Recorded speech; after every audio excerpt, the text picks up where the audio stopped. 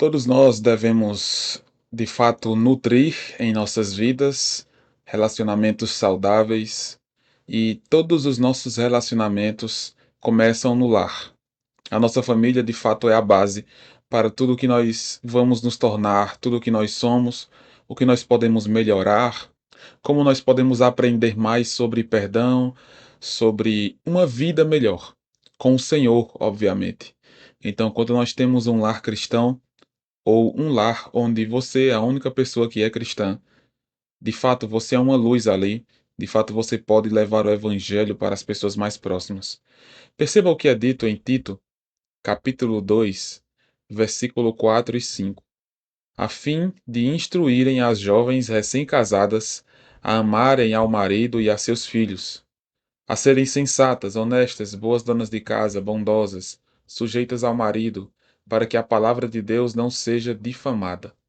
Esses dois versículos aqui são direcionados diretamente ou primeiramente às irmãs mais velhas. Pode parecer que não, mas perceba a palavra afim no começo do versículo 4. Esse afim é a ideia de propósito, que está conectado com o versículo anterior, o versículo 3, que fala sobre as mulheres idosas. As mulheres idosas devem ser sérias em seu proceder, não caluniadoras, não escravizadas a muito vinho, serem mestras do bem, com o propósito, aí começa o versículo 4, de instruírem as jovens recém-casadas. E aí vem as características que essas jovens recém-casadas devem ter em suas vidas. E aqui eu quero expandir para não apenas as jovens recém-casadas, mas a toda mulher que de fato já é casada ou almeja o casamento para a sua vida.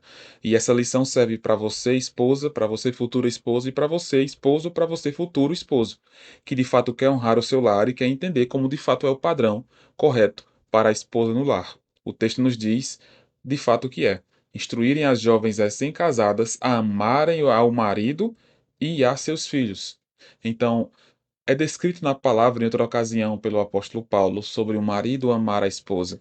Então, é questão de ênfase ali quando ele diz: o homem deve amar a sua esposa, a mulher deve respeitar o seu marido, e não quer dizer que a mulher não deve amar o marido. O versículo aqui deixa claro para nós: amarem ao marido e a seus filhos.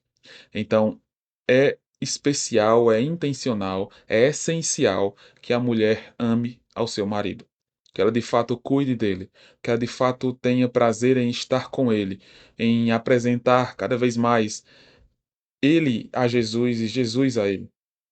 Nessa condição de essa pessoa que está ao seu lado até o fim de sua vida, que está na mesma jornada, nas mesmas lutas, ela experimente mais do Senhor em sua vida. E a esposa, de fato, pode ser essa auxiliadora, essa pessoa que impulsiona o marido a se aproximar mais do Senhor. Além disso, o texto nos diz no versículo 5, a serem sensatas, as esposas devem ser sensatas, não colocarem fardos pesados demais em seus maridos. Além disso, devem ser honestas, ou seja, tanto no falar, ou seja, não mentir, tanto também em não manipular. Então, é muito comum no mundo a mulher ganhar as coisas através da manipulação, verbal e não verbal. Só que a Bíblia tem um padrão contrário a isso. A mulher deve ser auxiliadora. Ela não deve lutar contra o desejo do seu marido, não deve lutar contra o seu marido. Ela deve ser auxiliadora idônea, que busca de fato ver o seu marido mais próximo de Deus. E isso passa por ser honesto, não ser manipuladora e não ser mentirosa. Além disso, boas donas de casa, é o que o texto ainda nos diz. A mulher de fato deve ser alguém que cuida do seu lar. O marido deve ter uma participação no seu lar, mas perceba aqui a ênfase: a mulher deve ser uma boa dona de casa.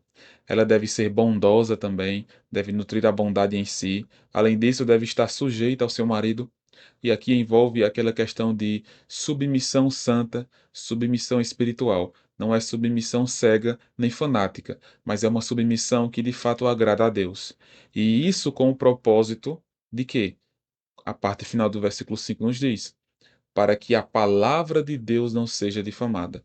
Todas essas características que as esposas devem ter envolve a palavra de Deus não ser difamada. É para que o nome do Senhor seja engrandecido. É para que a vida do lar, a vida da esposa que professa que Jesus salvou ela, alcance o seu esposo, alcance a sua família. Então, é propósito de Deus para a esposa que ela haja com essas características para que o nome do Senhor seja honrado e glorificado na vida dela. Você, esposa que me escuta, ou futura esposa que me escuta, você tem sido assim? Alguém que busca honrar ao Senhor com suas atitudes, tendo essas características, ou buscando ter essas características? O Senhor espera que você haja assim, o Senhor espera que você faça essas coisas. E você, esposo ou futuro esposo, você tem buscado alguém assim para a sua vida? Alguém que de fato é auxiliadora, alguém que de fato é honesto diante do Senhor, que busca cada vez mais obedecer a Deus?